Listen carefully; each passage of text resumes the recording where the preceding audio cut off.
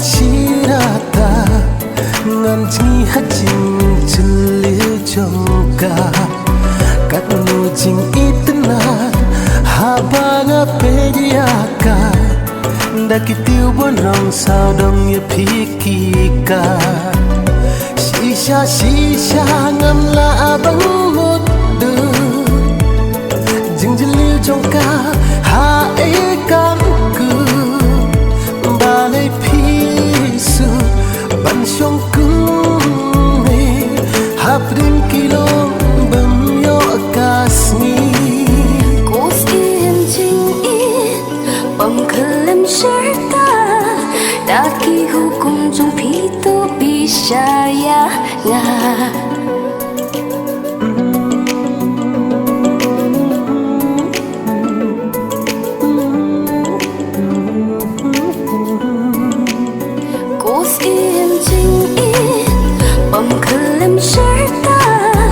Daki hukum jong pito bishaya nga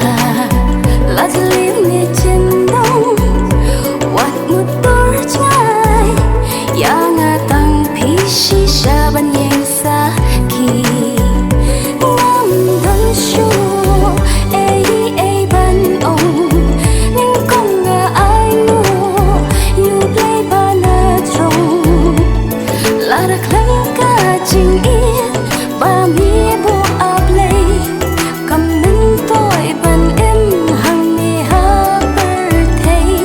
larak lang ka jing in ba mi bo ablay kam nung toy ban em hang ni ha birthday tang happy kos im ka jing in ya man si jong na pi pusmi jing ik ba thiak do no pi puslei kum klor prna e ban te akalawe kum klor prna e ban te yakalawe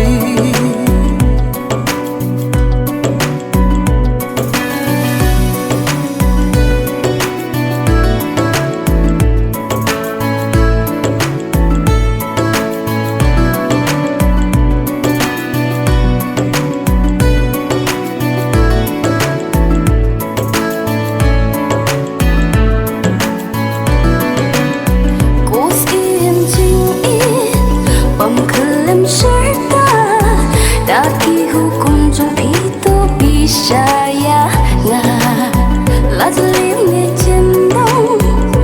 Wat mutor jay Yang atang pishi shaban yang saki tang happy kos im ka jing in ya man si jong na pi pusmi